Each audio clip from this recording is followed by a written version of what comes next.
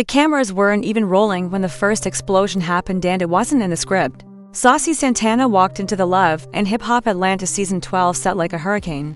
And by the time the first episode aired, fans already knew. Something had changed. This wasn't the sidekick, the comedic relief, or just another supporting act from the Glam Squad era. This was the star.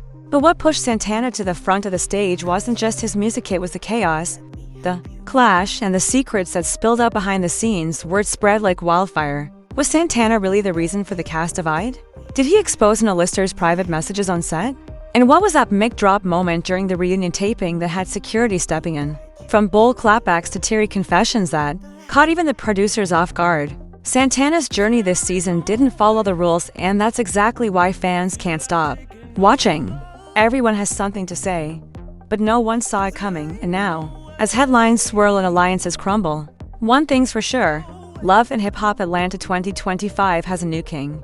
And his name is Saucy Santana. Underneath the glossy lights of Atlanta, where every smile hides a secret and every beat drops with baggage, Saucy Santana stepped onto the Love and Hip Hop set not as a guest, but as a force of nature. It wasn't just another episode, it was a storm waiting to unfold. The season began with a casual studio scene, Santana vibing to his own track, laughing with a few industry folks. But that laugh quickly faded when Kendra entered the room tight-lipped, phone in hand, and a look that screamed she had receipts. "So, you really thought I wouldn't find out?" she whispered, just loud enough for the cameras to catch. Saucy, unbothered as always, raised a brow. "Baby, if you gotta dig, then maybe what you're looking for ain't yours to begin with." The room went dead silent. Even the producers leaned in. Kendra held up her phone, screen facing him. "You texted Scrappy, you told him I was fake, that he needed to drop dead weight." Santana didn't flinch, and he said coolly, "I say what I feel. I don't sugarcoat for fake folks in wigs." Boom. Jaws hit the floor. The tension shattered whatever peace had been left between the cast. Scrappy, who'd been on the sidelines trying to keep things calm, now had to choose a side. And he didn't say a word, just walked out. But that was just the beginning. Later that night, behind the scenes, security footage caught a screaming match between Santana and Bambi near the trailers. Word on the set was that Bambi had accused Santana of using the show to chase clout and not respecting the foundation that the original cast had built. Santana, never one to back down, clapped back in true viral fashion. "Foundation? Girl, this ain't a church, it's reality TV. You'll build shade, not legacy." That line alone trended on TikTok for 4 straight days. By episode 3, producers leaned heavily into the controversy. They mic'd up everyone more aggressively. They even pushed for joint confessionals, hoping to capture more of the fire. It worked. In a sit-down with Rashida and Kirk, Santana said, "I'm not here to make friends. I'm here to tell my truth, wear my lashes, and make the rest of y'all uncomfortable." Rashida, trying to keep it diplomatic, responded, "We all got a story, but there's a way to tell it without blowing up the whole room." Santana leaned in. "Sometimes the room needs to burn for people to feel the heat," and burn it did. By mid-season, Santana's growing friction with Spice became unavoidable. Both were booked for a charity showcase downtown, meant to show solidarity in the Atlanta music scene. But backstage, they were anything but united. Spice confronted him near the dressing rooms. "Why you always talking slick about me in your interviews?" she asked. "You act like you invented drama." Santana, applying lip gloss mid-combo, shot back, "No, baby, I didn't invent it, I just made it fashion." That wasn't even the explosion. The real chaos came when Santana accused Spice of lip-syncing during the show on camera. Fans were divided. Team Spice and Team Santana trended for a week straight. Even celebrities like City Girls and Suki Hana jumped into the drama on social media. And then came the twist no one expected. A leaked voice note surfaced online. Someone from production had caught an off-air moment where Spice allegedly admitted to staging a scene to make Santana look bad. In the clip, she's heard saying, "If we don't control the story, he's gonna run the whole season. He's already got the fans." Fans were stunned. Spice's credibility took a hit, while Santana gained even more momentum. Blogs, influencers, Twitter threads, everyone was talking about how Santana had flipped the narrative. But with fame comes fallout. In episode 7, a surprise guest returned, Tokyo Vanity. She wasn't scheduled, she wasn't promoted, she just showed up, and within minutes, the air grew thick. Tokyo and Santana had history. Not the good kind. Something about an old Instagram beef, a club argument, and a failed feature that never made it to Spotify. When Tokyo walked into the studio unannounced and saw Santana mid-rehearsal, she didn't hold back. "You still auto-tuning your way through life?" she said. arms folded. Santana didn't even look up. And you still looking for relevance? In mine, their argument exploded into the next episode, with producers scrambling to separate them. Phones were thrown, mics were yanked, even the director's chair tipped over in the chaos. As the dust settled, Saucy sat alone in the makeup chair, wiping off smeared foundation, eyes locked on the mirror. They want a villain, he said softly, almost to himself. I'll give them a star instead, and that's when the real transformation began. His storyline shifted. Instead of just drama, producers started showcasing his hustle late-night studio sessions, vulnerable confessions about anxiety and being underestimated, emotional calls with his mom. Fans connected deeper. Comment sections flooded with support. Suddenly, people weren't just watching for the shade, they were rooting for the rise. But behind all the glam and glow-up, one question lingered: how far is Santana willing to go to stay on top? And that brings us to the night of the live reunion taping, when Santana made a move that would turn the whole cast upside down. The stage was set with velvet chairs, crystal lights, and the kind of tension you could slice with a nail file. The reunion show for Love and Hip Hop Atlanta 2025 was supposed to be the grand finale, wrap out the chaos, throw a few shaded glances, and move on. But what no one expected was that Saucy Santana would flip the reunion into his own personal power play and leave every cast member and every viewer gasping for breath. As the host tried to open with scripted questions, Santana interrupted with a smirk and a mic adjustment. Nah, we're not doing the fake recap tonight. Let's talk about what really happened, since everyone's been running their mouth all season. Let's finally get the truth on camera. The audience buzzed. The cast looked uneasy. Rashida whispered something to Kirk. Spice rolled her eyes so hard it almost looked rehearsed. But Santana wasn't playing. I got receipts, he said, pulling out a sleek black phone. Every message, every lie, every time someone tried to play me off camera. And then he did it. He airdropped screenshots to the production team live, requesting them to be shown on the big reunion screen. Within seconds, the screen lit up with DMS texts and audio notes, none of which were ever meant to go public. One screenshot showed Bambi messaging Tokyo Vanity about a coordinated attack to embarrass Santana in the studio scene. Another one had Kirk privately warning Scrappy to distance himself before the internet eats him alive. Even Spice wasn't safe. There were texts hinting she had planned her entire backstage confrontation. For maximum clout, this what y'all do, Santana said, barely blinking. Y'all plot, y'all whisper, then smile for the cameras like it's all love. Y'all been trying to ice me out since day one. Now look where I'm sitting. Tokyo snapped. You really that pressed? You doing all this like you Beyonce? Santana clapped back instantly. Nah baby, I'm the Grammy y'all never got nominated for. The audience roared. Even the host, trying to regain control, had to pause and let the moment breathe. The moment breathe. Emotions ran high. Security shifted closer to the stage. Spice stood up, ready to confront him face to face. You messy, Santana. You thrive on drama. You think exposing us makes you a boss? It just shows how desperate you are to be relevant. Santana didn't move, and yet, y'all still talk about me in every scene you're not in? Funny how that works. But in a rare moment of vulnerability, Saucy let the armor crack. Y'all think this was easy? I came on here with more haters than fans. I had to fight for every second of screen time while y'all got legacy contracts. I bled for this. Smiled through anxiety, performed through panic attacks, and now that I'm the one getting booked, suddenly I'm too much. Nah, I'm just enough, and that scares you. There was silence, heavy, real. Fans watching the live stream flooded the chat with comments. He's telling the truth. Speak your story, Santana. They tried to shut him down, but he owned the reunion. Then, the biggest twist of the night, Mona Scott-Young herself, the show's executive producer, walked on stage. She never does that. Ever. The room froze. I usually stay behind the scenes, she said slowly. But this reunion hit different. Santana brought receipts, yes, but more than that, he brought truth. Messy, sure, dramatic, definitely, but authentic, 100%. The cast didn't know whether to applaud or protest. Spice looked like she was biting her tongue so hard she might need stitches. Scrappy leaned back, arms crossed, not saying a word. Even Tokyo seemed speechless for once, and then Mona dropped the real bomb. Season 13 is coming, she said, and Santana's not just coming back, he's executive co-producing the next season. Fans online went wild. Twitter nearly broke. Blogs instantly started writing, Saucy Santana secures producer role, cast in shock. Rumors started flying who would return, who would get cut, and whether Santana would use his new power to exile his enemies. After the reunion wrapped, a few cast members stormed off. Cameras caught Spice tossing her mic backstage. Tokyo was heard saying, I ain't coming back if he's running the show. And Bambi? She allegedly called her lawyer mid-walkout. But Santana He stayed on set, blowing kisses to the crowd, glowing under the lights. This wasn't just a reunion, it was a coronation the next day. Behind-the-scenes footage surfaced of Santana talking to producers. "I ain't here for just screen time anymore," he said. "I'm here to build an empire, and if I gotta shake the whole show to do it, so be it." And that's exactly what he was doing, one move at a time. But just as things looked like they were settling, another voice note started making rounds online. A mystery caller, a secret about Santana's past and what they claimed if true could change everything. The leaked audio hit the internet like wildfire. It wasn't just gossip, it was personal, raw, and messy in a way that even Love and Hip Hop's editors couldn't have scripted. In the grainy clip, a woman's voice, anonymous but sharp, claimed that she had known Saucy Santana long before the fame. "He wasn't always like this," the voice said. "Back then, he was different. Quiet, scared, and what he did to you. Get here. People don't even know the half."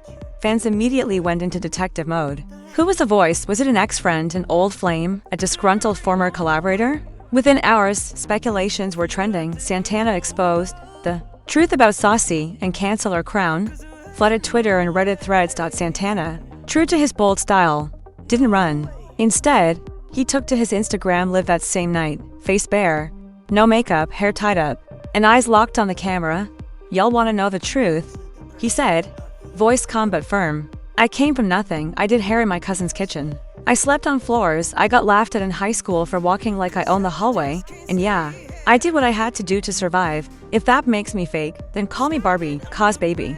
I'm built." Comments poured in, some supportive, some vicious. "You're real for this. You sold your soul. Don't let them break you. This ain't it, Santana." But what really shook fans was when he paused, blinked, and said, "And the person who leaked the audio, I know who you are, and guess what? We're gonna see each other real soon on camera." Just like that, the mystery became part of the storyline. The next episode began with Santana walking into a closed set production meeting. Cameras weren't supposed to be there, but Mona Scott had clearly approved the footage. Producers looked tense.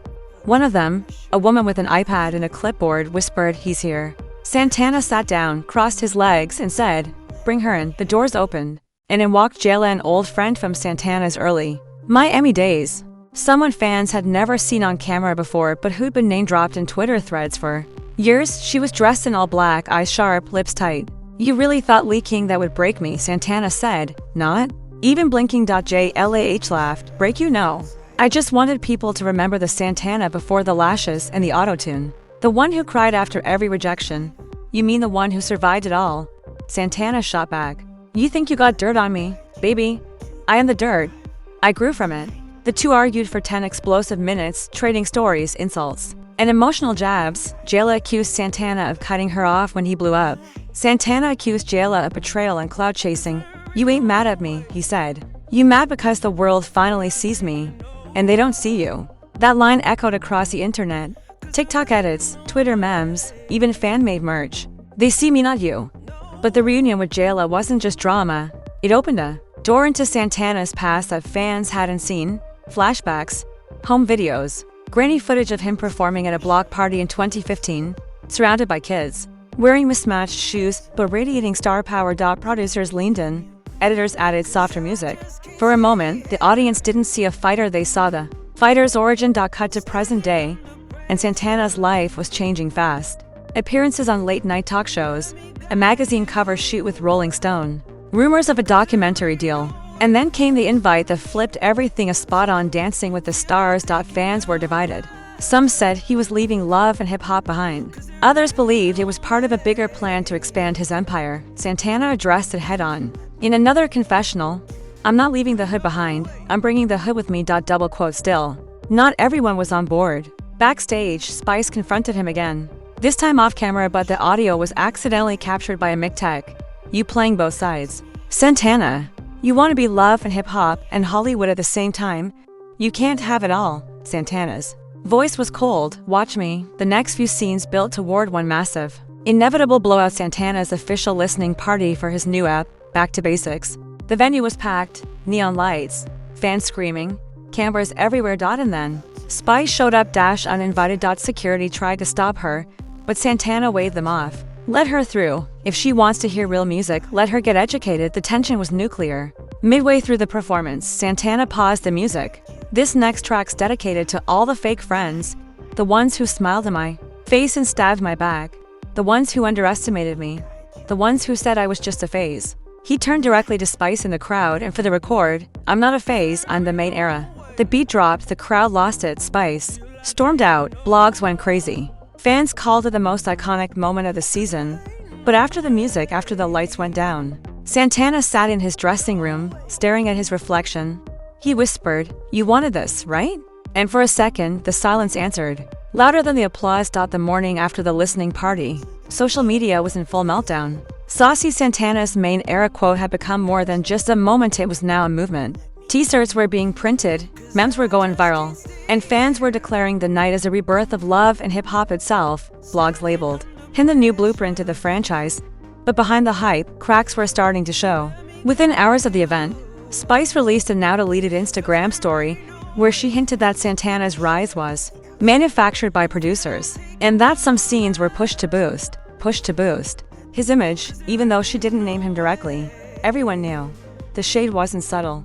Fans took sides, some called her bitter, others called her brave. The tension between them escalated again when both were invited to a charity brunch hosted by Rashida. The event was supposed to promote peace among cast members. But from the moment Santana walked in wearing a hot pink fur coat and mirrored sunglasses, the vibe was off. "Oh great," Spice muttered under her breath. "Here come the theatrics." Santana didn't miss a beat. Better theatrical than invisible. "Baby." The cameras caught every second, awkward greetings, forced smiles, passive-aggressive toasts, and finally, the eruption. While Rashida was thanking guests for attending, Spice stood up, holding her glass. "I just want to say that some people in this room think clout makes character, but real ones know. Fame fades." Santana clapped, slow, deliberate, then stood up. "That's cute. But here's what I know. I walked into this franchise with no alliances, no safety net, and no legacy contract. And now, y'all can't breathe without mentioning me." A hush fell. Scrappy shifted uncomfortably. Bambi looked down at her plate. Mona Scott, seated near the back, raised an eyebrow. Then Spice did the unthinkable. She threw her mimosa. It didn't hit Santana. It hit his stylist, who immediately screamed. Chaos exploded. Security rushed in. Cameras cut to black. Next scene, Santana in his apartment, pacing, furious. "This ain't even about me no more," he said. "It's about control. They hate that they can't box me in. They want me to play nice, be predictable. I'm not doing that." His phone rang.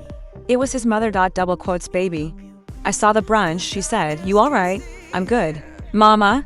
he replied, voice softening. "They just don't know what to do with someone like me. They never will," she said. "You too big for small minds." Those words stayed with him, and they came back to life during the filming of the season's final group event, a public forum on mental health in the music industry. Producers expected something calm, maybe even forgettable. Instead, Santana turned it into the most emotional scene of the season. Sitting in a circle with Scrappy, Tokyo, and a few guest panelists, Santana opened up in a way no one had seen before. "People look at me and see confidence, the glam, the comebacks. But there were days I couldn't get out of bed. Nights I cried myself to sleep wondering if I'd ever be enough. I learned to fight because nobody handed me peace." The room was silent. Even Tokyo nodded. Teary-eyed. Scrappy spoke next. "I used to think you was just doing too much. But now I see you just been carrying too much." That moment raw, unscripted, and real touched fans deeply. The clip went viral, not for drama, but for healing. For the first time, Santana wasn't just the villain or the star. He was human, and that made all the difference. But reality TV doesn't end on a soft note. A few days later, a paparazzi clip surfaced of Santana leaving a closed-door meeting with a rival network. Rumors exploded. Was he planning to leave the show, launch his own series? The speculation was wild. Fans begged him to speak up, to confirm or deny. Instead, he posted a cryptic tweet.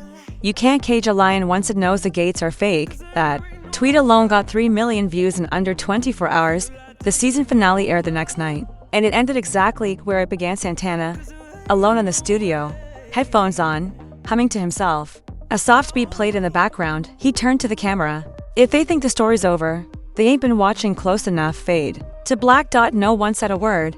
The silence was louder than any argument. And then breaking news. Mona Scott confirmed Love and Hip Hop was being rebranded. New cast, new format, new energy. And guess whose name was at the top of the official press release? Saucy Santana, executive producer, lead talent, creative director. The cast didn't see it coming. The fans did, because they were watching the whole time. And for the first time in love and hip-hop history, the show wasn't just about drama. It was about a takeover. Days after the finale, as the dust started to settle, the love and hip-hop universe felt different. No more whispers, no more rumors. The truth was out, and Saucy Santana was standing on top of it all. He wasn't just a cast member anymore. He had become the heartbeat of the franchise. The storyline had changed, and so had the power. But with power comes pressure. Paparazzi caught Santana walking through lax, head down, hoodie up, no glam, no entourage. When asked if the rumors about his new solo spin-off series were true, he simply replied, "Y'all gonna see what's next real soon." That was the first time. He didn't have a comeback, no sass, no one-liner, and fans noticed. Was he tired? Was the fame getting too loud? Or was this just a calm before another storm behind the scenes? Producers were scrambling. Former cast members were demanding to be let back into the show. Spice went live from Jamaica, accusing Mona of selling out the real culture for clout. Tokyo posted a screenshot of Santana's old messages, trying to hint at unresolved beef. And even Rashida, usually the peacemaker, said in an interview, "I just hope this new era don't forget where it came from." Santana stayed silent. But not for long.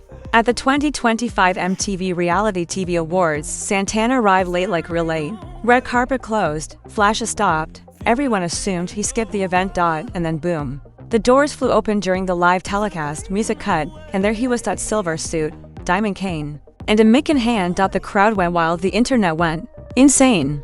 He walked right onto the stage and accepted the award for most iconic reality TV moment.